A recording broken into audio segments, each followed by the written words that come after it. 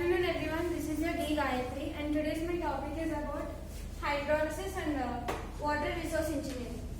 This is going to be an interesting topic which we are going to learn in our BCME chapters. And let me give you the glimpses of this. So the topics we are going to cover is obviously the introduction, what is hydrolysis, properties of fluids, fluid statistics, which means the behavior of the fluids, how they are going to deal with it. And also the few more topics which regarding all the hydrolysis and water resources. And let's begin the topic. Introduction. Hydrolysis and water resources are the engineering important branches. In civil engineering, the studies which control and manage the water, which means this is the sector. This is the part of a topic which gonna deal with the behavior of the water. You guys getting right, or am I speaking too fast? Is it okay? Yeah. These are the parts. See, in water irrigation, there are many parts. Something like, see, drinking. The water is the basic essential nutrition which we need in our daily life. Obviously, for drinking, agriculture, industries, and also electricity generation, which is going to play an important role. So, this is what the introduction is about. And if we jump into the next topic, the hydrolysis. What is hydrolysis? Hydrolysis is the branch of engineering that studies behavior of liquids, which means how the intensity of the liquids is going to be. Something like if the water flows in a pipes or something, we're going to see something like pumps. మనకి ఇక్కడ water pumps ఉంటాయి కదా, మనం కుళాయిలు అంటాం చూడండి. ఏమవుతుంది, అక్కడ కింద నుంచి వాటర్ అనేది గ్రావిటీ నుంచి పైకి రావడానికి మనం పంప్లో ప్రెషర్ ఎప్పుడైతే పెడతామో ఆ వాటర్ అనేది పైకి వస్తుంది మనకి పంప్ నుంచి. అది ఎలా వస్తుంది, ఎంత ప్రెషర్ పెడితే వస్తుంది, ఆ ప్రెషర్లో ఎంత ఫ్లో అవుతుంది అన్నది చెప్పేదా ఈ హైడ్రాలిసిస్. సింపుల్ గా మనం మాట్లాడుకోవాలి అంటే it is mainly focusing on pressure of the fluids, the flow of liquid, the pipe's energy of moving water, forces extended by fluids. Hydrolysis is widely used in hydropower plants, water supply system and irrigation networks. అంటే ఏంటి, ఇప్పుడు something like ఏముంటాయి, the power generations which gonna electricity which comes from the water generation, the hydrolysis plants and all, they will generate the electricity by using these all the forces by hydrolysis, by studying all the pressure and depth of the liquids which they gonna produce power in it. See, it's what it is meant. The properties of fluids. Fluids like water have certain physical properties that affect their movement and behavior. Important properties. Density. We all know all this stuff. Density, mass per unit, volume of the fluid. Viscosity, the resistance of the fluid of flow. అంటే అది ఎంత ఇంటెన్సిటీతో flow అవుతుంది అనేది చెప్పేది ఇది. Pressure, అది flow అయ్యేటప్పుడు దాని మీద ఉండే ప్రెషర్ ఎంత ఉంటుంది, ఎలా ఉంటుంది అనేది మనకి ఇందులో తెలుస్తుంది. ఇలాంటి ప్రాపర్టీస్ అన్నింటినీ కూడా హైడ్రాలిసిస్ లో ఎక్కువ కాన్సన్ట్రేట్ చేస్తుంది మనకి. And next one is fluid statistics. వీటిని మనం ఎలా క్యాలిక్యులేట్ చేస్తాం? వీటిని క్యాలిక్యులేట్ చేయాలంటే ఆబ్వియస్లీ మనకు ఫార్ములా కావాలి కదా. And the formula is P is equals to PG rho CH, where rho is the density of the fluid, acceleration due to gravity, which we all know. Depth of the fluid. This is the principle used in designing the dams, water tanks and reservoirs. ఈ dams అనేవి కూడా మనకి ఎలక్ట్రిసిటీలో చాలా మనకి use అవుతూ ఉంటాయి. ఎలాగా water అనేది ఎక్కడైతే స్టోర్ అవుతుందో హ్యూజ్ అమౌంట్ ఆఫ్ వాటర్ అనేది మనకి డ్యామ్స్ లో స్టోర్ అవుతుంది. దీన్ని ఫ్లడ్ కంట్రోల్స్ కి కూడా వాడతాం మనం. ఈ ఫ్లడ్ కంట్రోల్స్ చేసేటప్పుడు ఏం చేస్తారంటే ఎక్సెస్ వాటర్ ఏదైతే ఉంటుందో అదంతా కూడా ఎలక్ట్రిసిటీలోకి మార్చేస్తారు. అలా మార్చే ప్రాసెస్ కి యూజ్ అయ్యేది హైడ్రాలిసిస్. అలా కన్వర్ట్ అవుతూ వాటర్ అనేది మనకి పవర్ జనరేషన్ లో ఎక్కువ ఇంపార్టెన్స్ ప్లే చేస్తుంది.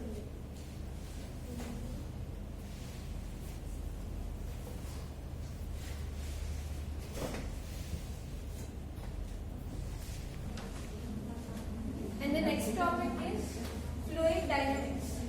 Fluid dynamics studies the fluid in motion, such as flowing of water in river pipelines. ఇందాక చెప్పాను కదా పంప్స్ మనకి ఎక్కడ యూజ్ అవుతాయి అనేది. అక్కడ వాటర్ ఫ్లో ఎలా ఉంటుంది, అది ఎంత ప్రెషర్ పెడితే పైకి వస్తుంది లేదా కిందకి వెళ్తుంది, అది ఫ్లో అయ్యేటప్పుడు దానికి ఉన్న ఇంటెన్సిటీ ఏంటి, దాని మీద ఉండే ప్రెషర్ ఏంటి, ఇలాంటివన్నీ కూడా డైనమిక్స్ లో మనకి వస్తాయి. The fluid dynamics is the study the fluid in motion, such as flowing water in rivers or pipelines. One important concept is discharge. Discharge means the volume of the water flowing per second. అంటే ఒక second కి ఒక particular period of time లో per second are per minute ఎంత water అనేది మనకు flow అవుతుంది అనేది ఇందులో చూస్తాం. అదే డిశ్చార్జ్ ఆఫ్ ది వాటర్. దీన్ని క్యాలిక్యులేట్ చేయడానికి మనం వాడే formula Q is equals to A, where Q is discharge. Cross section area. V is equals to velocity of the flow. This concept is used to design the canals, drainage system and pipelines. మనకి unwanted stuff ఏదైతే మనం liquid రూపంలో బయటకు వదిలేస్తామో చూడండి, మనం usage అయిపోయిన తర్వాత మన వాటర్ ఏదైతే ఉందో అదంతా కూడా డ్రైనేజ్ లైన్స్ ద్వారా కొన్ని పైప్ లైన్స్ ద్వారా సీలో వదిలేస్తారు. అలా సీలో వదిలేటప్పుడు అది ఎంత ఇంటెన్సిటీగా వెళ్ళాలి, ఒక ఐడియా అనేది ఉండాలి కదా వాళ్ళకి కూడా. ఇప్పుడు మనం వదిలేస్తే అది లీకేజ్ అవ్వకుండా బయట ఎక్కడ స్ప్రెడ్ అవ్వకుండా, ఎందుకంటే అదంతా వేస్టేజ్ కాబట్టి ఆ వేస్టేజ్ వల్ల మనకి ఇంకా చాలా ఎఫెక్ట్స్ వస్తాయి కదా ఫ్యూచర్లో అయినా. ఇది మలేరియా లాంటిది స్ప్రెడ్ అవుతుంది, లేకపోతే కలరా లాంటి డిసీజెస్ వచ్చినప్పుడు దానికి మెయిన్ రీజన్ ఏమైంది, ఈ మురికి నీరు, ఈ డర్టీ వాటర్ ఏదైతే ఉందో డ్రైనేజెస్ నుంచి స్ప్రెడ్ అవుతూ ఈ కొన్ని కోస్టల్ ఏరియాస్ ఉంటాయి కదా అక్కడే లీక్ అయిపోయేవి. దానివల్ల ఏమైంది, ఈ దోమలు ఈగలు ఎప్పుడైతే అక్కడ పెరిగినాయో కలరా వచ్చింది అక్కడ. అలాంటి వాటిని కంట్రోల్ చేయడానికి వేస్టేజ్ వాటర్ ఎక్కడైతే ఉందో అదంతా కూడా ఎక్కడా కూడా లీక్ అవ్వకుండా డైరెక్ట్ గా సీలోకి వెళ్ళి కలిసి న్యూట్రలైజ్ అయిపోవడానికి వాడేదే ఈ ఫార్ములా. దీన్ని మోటివ్గా తీసుకునే మనకి డ్రైనేజ్ లైన్స్ అని కానీ పైప్ లైన్స్ అని కానీ కూడా డిజైన్ చేశారు.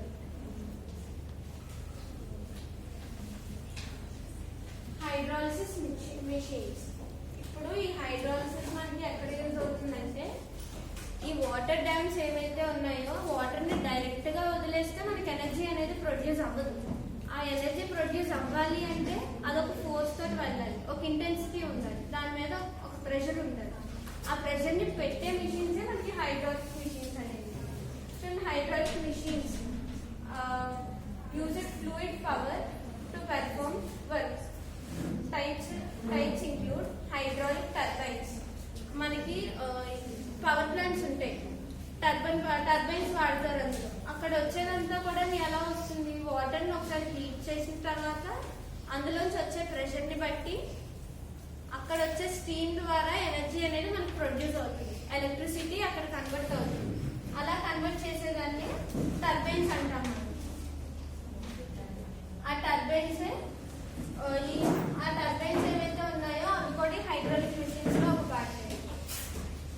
Hydraulic pumps used to lift or move the water from one place to another. కొన్ని ఏరియాస్ లో వాటర్ అనేది ఎక్కువగా స్టోర్ అయిపోయి ఉంటుంది. అలాంటి ఏరియాస్ లో వాటర్ ని ఒక ప్లేస్ నుంచి ఇంకో ప్లేస్ కి మూవ్ చేయాల్సి వచ్చినప్పుడు దాన్ని కింద నుంచి పైకి మోటార్స్, మనకి గ్రౌండ్ వాటర్ అనేది ఉంటుంది. ఆ గ్రౌండ్ వాటర్ ని మనం డైలీ యూజ్ చేసుకుంటాం. ఆ గ్రౌండ్ వాటర్ అనేది మనకి పైకి రావాలి అంటే మనం ఏం ఫిక్స్ చేసాం, ఇప్పుడు కరెంట్ జనరేషన్ లో మోటార్స్. ఆ మోటార్స్ అవి ఏం చేస్తాయి, దాని మీద ఎర్త్ మీద ప్రెషర్ పెట్టి ఆ వాటర్ ఏదైతే ఉందో అది కిందకి వెళ్లాల్సిన వాటర్ ని పైకి లాగుతుంది, గ్రౌండ్ వాటర్. అలా లాగే వాటిని హైడ్రాలిక్ పంప్స్ అంటారు. చూడండి, the hydraulic pumps use to lift water or move water from one place to another. కింద ఉన్న వాటర్ ని ఏం చేస్తాయి, మనకి మన ట్యాంక్ లోకి ఎక్కిస్తాయి. అక్కడ ట్యాంక్ లో నుంచి మనకి మళ్ళీ పైప్ లైన్స్ ద్వారాను ట్యాప్స్ ద్వారాను మనం వాడుకుంటాం. And after that these machines are widely used in hydraulic power plants and irrigation systems. ఇవి ఎక్కడ ఎక్కువ యూజ్ చేస్తారు, హైడ్రాలిక్ పవర్ ప్లాంట్స్ లోను ఇరిగేషన్ సిస్టమ్. అంటే సంథింగ్ లైక్ మన పొలాల్లో పొలాలు ఉంటాయి కదా, ఇక్కడ అగ్రికల్చర్ లో ఎక్కువ వాడుతూ ఉంటారు. ఇప్పుడు ఇది అయిపోయిన తర్వాత what is resource engineering. Water resource engineering deals with the planning, development and management of water resources. It involves collecting of storage water, distributing water protection from floods, main aim to efficient and certain use water resources. ఇందాక మనం మాట్లాడుకున్నట్టు floods ఎప్పుడైతే మనకి ఎప్పుడు వస్తాయి, water flow ఎక్కువైపోయినప్పుడు, extra water అనేది store అయిపోయినప్పుడు అది మన సిటీస్ లోకి వచ్చేస్తుంది. దాన్ని కవర్ చేయడానికి, దాన్ని ఆపడానికి మనం ఏం బిల్డ్ చేసాం, డ్యామ్స్ బిల్డ్ చేసాం. అక్కడ ఏమవుతుంది, వాటర్ అంతా కూడా డ్యామ్స్ లో స్టోర్ అయిపోతుంది. అగ్రికల్చర్ కి రావాల్సిన వాటర్ ని అగ్రికల్చర్ వదిలేస్తూ రివర్స్ లోకి, పైప్ లైన్స్ లోకి మిగతా వాటర్ వదిలేసి ఎక్సెస్ వాటర్ అంతా కూడా డ్యామ్స్ లో స్టోర్ చేస్తారు. అది ఎలా చేయాలి అన్నది డీల్ చేసేది వాటర్ రిసోర్స్ ఇంజనీరింగ్.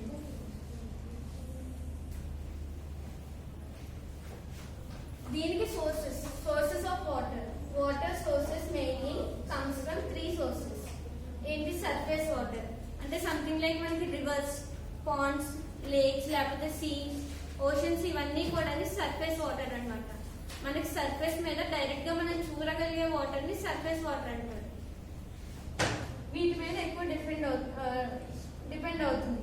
వీటితో పాటు ఏముంటాయి, అండర్ గ్రౌండ్ వాటర్, వెల్స్ కానీ బోర్వెల్స్ కానీ, మనకి బావులు అంటారు కదా, అందులోంచి నీళ్లు తోడుతూ ఉంటారు. అది కూడా వాటర్ రిసోర్సే కదా. అలాంటి వాటన్నింటినీ కూడా వాటర్ సోర్సెస్ అని పిలుస్తాం.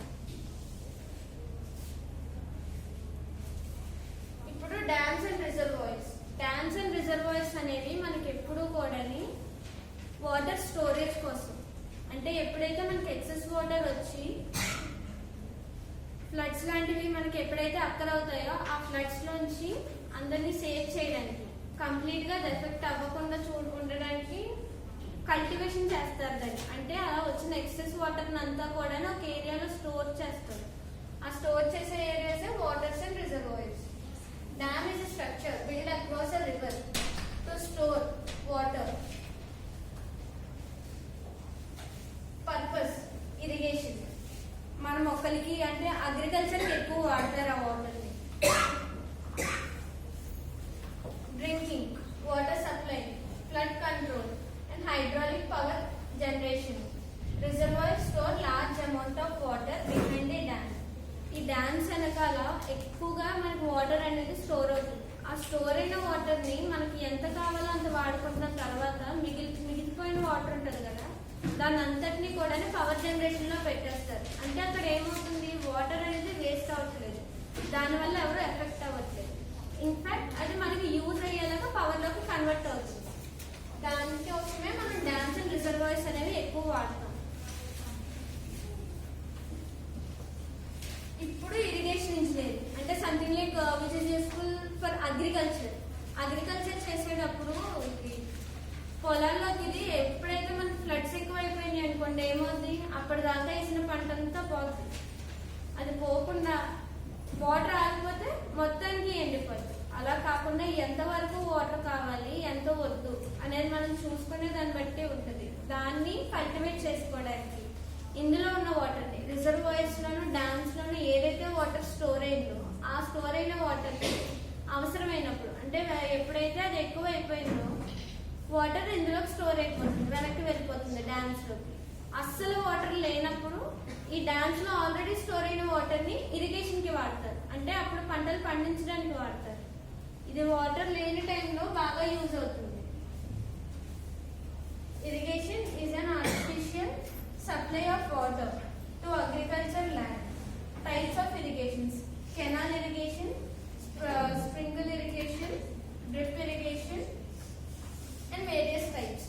ఈ కెనాల్ ఇరిగేషన్ అంటే ఏంటంటే మనకి పైప్ లైన్స్ వేసేస్తారు పొలాల్లోకి నీళ్లు పంపించడానికి. కెనాల్స్, వాటర్ లైన్స్ కానీ పైప్ లైన్స్ కానీ అంటే మనం ఇంకా చెప్పాలి అంటే అందులోంచి ఏమవుతుంది, డ్యామ్స్ లోను, రిజర్వాయర్స్ లోను స్టోర్ అయిన వాటర్ కి పొలాల దాకా రావడానికి, అగ్రికల్చరల్ ల్యాండ్ దాకా రావడానికి ఒక వే దొరుకుతుంది. ఆ కెనాల్స్ ద్వారా ఆ వాటర్ ఎప్పుడైతే పొలాల్లోకి వస్తుందో అక్కడ కల్టివేషన్ కి వాడతారు. ఆ కల్టివేట్ అయినప్పుడు ఏమవుతుంది, వాటర్ లేని టైంలో అంటే సమ్మర్ సీజన్ లో కానీ లేకపోతే ఇంకా ఏదైనా డిజాస్టర్స్ జరిగి వాటర్ లేనప్పుడు ఆ వాటర్ అక్కడ యూజ్ అవుతుంది. దానివల్ల ఏమవుతుంది, పంట ఎలా ఉన్నా సరిగ్గా పండుతుంది. దానివల్ల మనకి ఎక్కడ యూజ్ అవుతుంది, ఫుడ్ దగ్గర మనకి యూజ్ అవుతుంది. అంటే మనకి ఏది అలాగున్నా కూడా ఫుడ్ మన చేతికి వచ్చేస్తుంది. మనకి ఇబ్బంది లేకుండా వాటర్ ని యూజ్ చేసుకునే పద్ధతే ఇది. Artificial irrigation, flood control. ఇంకా ఎక్సెస్ వాటర్ ఏదైతే ఉందో, ఎప్పుడైతే మనకి వర్షాలు ఎక్కువ పడినా లేకపోతే సునామీ లాంటివి ఎప్పుడైనా వచ్చినా కూడా అక్కడ వచ్చే ఎక్సెస్ వాటర్ అంతటినీ కూడా స్టోర్ చేసేస్తారు. ఎక్కడ డ్యామ్స్ లోనూ వీటిలోనే. ఇలా డ్యామ్స్ లో స్టోర్ చేసినప్పుడు ఏమవుతుంది, అది మనకు కావాల్సినప్పుడు వాడుకుంటాం తప్ప మనకు అవసరం లేనప్పుడు మనకి ఎఫెక్ట్ అవ్వదు. ఆ పాయింట్ ఆఫ్ వ్యూలోనే డ్యామ్స్ ని బిల్డ్ చేశారు. చూడండి, the flood suckers when the water in the river exceeds the capacity of the river. ఆ రివర్ కున్న కెపాసిటీ ఎప్పుడైతే ఎక్కువైపోయిందో వాటర్, ఆ వాటర్ అనేది ఏమవుతుంది, బయటకు వచ్చేస్తుంది ఆ రివర్ నుంచి. అలా బయటకు వచ్చిన వాటర్ నే మనం ఫ్లడ్స్ అంటాం. ఆ ఫ్లడ్స్ ని ఇక్కడ కంట్రోల్ చేస్తుంది ఏది, డ్యామ్స్ కంట్రోల్ చేస్తుంది. వీటిని కంట్రోల్ చేయడానికి engineers control floods by building dams, constructing environments, creating flood control reservoirs, flood management protectors, life poverty and crops. వీటి వల్ల ఏమవుతుందంటే ఇక్కడ బయటకు వచ్చేసే నీళ్ళంతా దేని వల్ల అయితే మనకి ఎఫెక్ట్ ఉంటుందో దాన్ని అంతటిని కూడా వాటర్ తోడేస్తారు లోపలికి. అట్లా తీసుకెళ్లి డ్యామ్స్ లో ఎప్పుడైతే సేవ్ చేస్తారో అవసరమైనప్పుడు మాత్రమే వాడతారు. ఇందులో కూడా చాలా టైప్స్ ఉంటాయి. రెయిన్ వాటర్ కల్టివేషన్ అని మీరు వినే ఉంటారు. రెయిన్ వాటర్ కల్టివేషన్ అంటే ఇక్కడ ఏం చేస్తారు, ఎక్సెస్ రెయిన్ వాటర్ ఏదైతే ఉందో, ఎక్కువగా ఎప్పుడు రెయిన్ పడినప్పుడు వాటర్ ఏదైతే ఉందో ఆ వాటర్ అంతటినీ కూడా స్టోర్ చేస్తారు. మీకు ఇదే చూసుకుంటే ఈ పాయింట్ ఆఫ్ వ్యూలోనే ఒక్కొక్క ఏరియాలోనూ హౌస్ స్ట్రక్చర్స్ కూడా ఒక్కొక్క టైప్ లో ఉంటాయి. వర్షాలు ఎక్కువ పడే దగ్గర డాబాలు కడతారు, స్క్వేర్ షేప్ లో ఉంటాయి. అదే మిగతా కొన్ని మంచు ప్రదేశాల్లోకి వెళ్ళి చూస్తే హౌసెస్ అన్ని కూడా ట్రయాంగిల్ షేప్ లో బిల్డ్ అయి ఉంటాయి. ఎప్పుడైనా అబ్జర్వ్ చేసుకుంటే ఇక్కడ స్క్వేర్ షేప్ లో కట్టి అక్కడ ట్రయాంగిల్ షేప్ లో ఉండడానికి రీజన్ ఏంటనుకుంటున్నారు, ఈ రెయిన్ వాటర్ కల్టివేషన్ ఏదైతే ఉందో ఇక్కడ స్క్వేర్ గా ఎప్పుడైతే ఉందో వాటర్ అనేది అంతా కూడా అందులో స్టోర్ అవుతుంది. కానీ స్నో దగ్గరికి ఎప్పుడైతే వెళ్తామో మనం, స్నో అనేది స్టోర్ అయితే ఇబ్బంది అవుతుంది పైన. అది ఈజీగా జారిపోవడానికి ట్రయాంగిల్ షేప్ లో కడతారు. అక్కడ స్క్వేర్ గా పెడితే వాటర్ అంతా కూడా స్నో అంతా అక్కడ స్టోర్ అయిపోతుంది. దానివల్ల వాళ్ళకి ఇబ్బంది అవుతుంది. దాన్ని అవాయిడ్ చేయడానికి వాళ్ళకి ట్రయాంగిల్ షేప్ లో పెడతారు. ఆ ట్రయాంగిల్ షేప్ లో పెట్టినప్పుడు ఏమవుతుంది, స్నో ఎప్పుడైతే హౌస్ మీద పడుతుందో అది స్ప్రెడ్ అయిపోతుంది. అలాగే ఇది ఇక్కడ మనకు వర్కౌట్ అవుతుంది. ఎందుకు, మనం కల్టివేషన్ చేసేటప్పుడు ట్రయాంగిల్ షేప్ లో పెడితే ఆ వాటర్ అంతా స్టోర్ అవడం మానేసి జారిపోతుంది. అలా జారిపోయినప్పుడు ఏమవుతుంది, వాటర్ అనేది మనకు అక్కడ కల్టివేట్ అవ్వదు, స్టోర్ అవ్వదు. సో దానివల్ల ఏంటంటే మనకి ఈ ఫ్లడ్స్ లాంటివి ఎక్కువ అయ్యే ఛాన్సెస్ ఉంటాయి. ఎందుకంటే వాటర్ ఎప్పుడైతే మనకి స్టోర్ అవ్వలేదో అదంతా వేస్ట్ అయిపోతుంది కదా.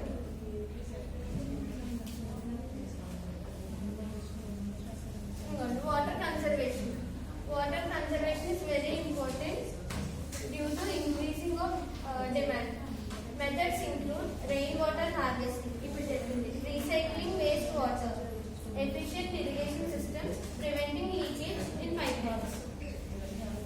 పైప్ లైన్స్ లో ఎప్పుడైతే వాటర్ లీక్ అవుతాయో వాటి వల్ల కూడా మనకు కొన్ని డిసడ్వాంటేజెస్ ఉంటాయి. వాటిని అవాయిడ్ చేయడానికి ఈ కల్టివేషన్ అనేది వాడుతూ ఉంటారు. దీనివల్ల ఏంటంటే ఇన్ఫాక్ట్ ఇది ఒక ఇన్కమ్ సోర్స్ కూడా. ఇలాగ వాటర్ ని మనం కల్టివేట్ చేసి రెయిన్ వాటర్ ని ఎప్పుడైతే స్టోర్ చేస్తామో ఆ స్టోర్ చేసిన వాటర్ ని ఇన్ఫాక్ట్ కొనుక్కునే వాళ్ళు కూడా ఉంటారు. హైడ్రాలసిస్ వాళ్ళకి అమ్మచ్చు వాళ్ళు. దానివల్ల కూడా మనకి ఇన్కమ్ వస్తుంది. అదొక అడ్వాంటేజ్. అయితే దీన్ని స్టోర్ చేయడం వల్ల డిమాండ్ అనేది కూడా దీనికి ఎక్కువ పెరిగింది ఈ రోజు. మెథడ్స్ ఇంక్లూడ్ ఇందాక చెప్పినట్టు రెయిన్ వాటర్ హార్వెస్టింగ్, రీసైక్లింగ్ అంటే మనకి వేస్ట్ వాటర్ ఏదైతే ఉందో ఇంప్యూరిటీస్ అన్ని కలిసిపోయిన వాటర్ ని కూడా రీసైకిల్ చేయొచ్చు. రీసైకిల్ చేసి దాన్ని ఎప్పుడైతే మనం ప్యూరిఫై చేస్తామో అది మళ్ళీ యూజబుల్ వాటర్ గా మారిపోతుంది. అలా మారిపోయిన వాటర్ ని మళ్ళీ వాడుకోవచ్చు. అలా మార్చే వాటికి కూడా కల్టివేషన్ అనేది, కన్సర్వేషన్ అనేది బాగా యూజ్ అవుతుంది. And when it comes to next topic, importance of hydrolysis and water resource engineering. అసలు ఇదంతా మనం ఎందుకు చేయాలి? And seriously what is the purpose of doing it?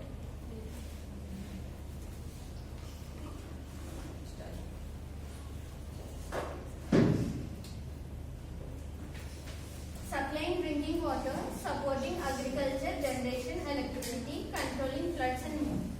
And something like ఇప్పుడు మనం ఎప్పుడైతే చేస్తున్నామో అసలు దీనికి కొన్ని ఇంపార్టెన్స్ ఏంటి అని అడిగితే, ఈ టర్బైన్స్ లేకపోతే, ఈ హైడ్రాలిక్ మిషన్స్ లాంటివి లేకపోతే ఈరోజు మనకి ఎలక్ట్రిసిటీ 50% వరకు పడిపోతుంది. ఎందుకంటే ఎలక్ట్రిసిటీ స్కేల్లో 50% ఆఫ్ ఎలక్ట్రిసిటీ జనరేట్ అయ్యేది 3 బేసెస్ మీదే. ఒకటి హైడ్రాలిసిస్, 2 విండ్ అండ్ 3 కోల్. ఈ కోల్ మనం ఈ టైంలో వాడకపోయినా ఒకప్పుడు వాడాము. అలా ఇప్పుడు హైడ్రాలసిస్ కే ఇప్పుడు ఎక్కువ ప్రిఫరెన్స్ అనేది ఉంది. ఈ వాటర్ నుంచి వచ్చే ఎలక్ట్రిసిటీకి ఇంటెన్సిటీ కూడా ఎక్కువ. దీనివల్ల ఏంటంటే ఎలక్ట్రిసిటీ ఇంటెన్సిటీ పెరుగుతుంది. ఎలక్ట్రిసిటీ ఎప్పుడైతే ఎక్కువగా ప్రొడ్యూస్ అవుతుందో విలేజెస్ కి కూడా ఎలక్ట్రిసిటీ సప్లై అవ్వడానికి వేస్ ఎక్కువ ఉంటాయి. ఎందుకంటే మన దగ్గర ఎక్కువగా స్టోరేజ్ ఎప్పుడైతే ఉంటుందో దాన్ని వీలైనంత స్పేస్ కి ఎక్స్టెండ్ చేసుకుంటాం కదా. అలాగే ఎక్స్టెండ్ చేసుకోవాలి అంటే ఎలక్ట్రిసిటీ ఎక్కువ ఉండాలి. అది ఎక్కువ ఎక్కడి నుంచి వస్తుంది? వాటర్ నుంచి వస్తుంది. అది అయిపోయిన తర్వాత ఇంకేముంది? Controlling floods. ఆ డ్యామ్స్, రిజర్వాయర్స్ లాంటివి లేకపోతే ఈ పాటికి ఎన్నో సిటీస్ కావచ్చు, విలేజెస్ కావచ్చు వాటర్ లో మునిగిపోయాయి. అది కంట్రోల్ చేయడానికి మన ల్యాండ్ ని ల్యాండ్ గా ఉంచి వాటర్ అంతా ప్రిజర్వ్ చేసి పెట్టడమే దీని యొక్క main goal. And finally the conclusion. Hydrolysis helps us understand how water behaves, while water resource engineering focus how to manage and utilize the water resource efficiently. ఈ hydrolysis ఏదైతే ఉందో మనకు వాటర్ బిహేవియర్ ఎలా ఉంటుంది అంటే ఏ టైంలో అది ఎలా బిహేవ్ చేస్తే మనం ఎలాంటి ప్రికాషన్స్ తీసుకోవాలి, దాన్ని సేవ్ చేయడానికి కావచ్చు, యూజ్ చేయడానికి కావచ్చు. మనం ఏం స్టెప్స్ తీసుకోవాలి అని తెలియాలి అంటే అది ఎలా బిహేవ్ చేస్తుందో తెలుసుకోవాలి. కాబట్టి అలా తెలుసుకోవడానికి చేసే స్టడీయే హైడ్రాలసిస్. ఇంకొకటి దీని తర్వాత వచ్చేది వాటర్ రిజర్వింగ్. ఇందులో మనకి ఎప్పుడు వాటర్ ఎక్సెస్ వాటర్ ని స్టోర్ చేసుకోవడం, దీనికి ఉన్న ఇంపార్టెన్స్ చెప్పేది water resource engineering. Thank you. ఏమైనా డౌట్స్ ఉన్నాయా?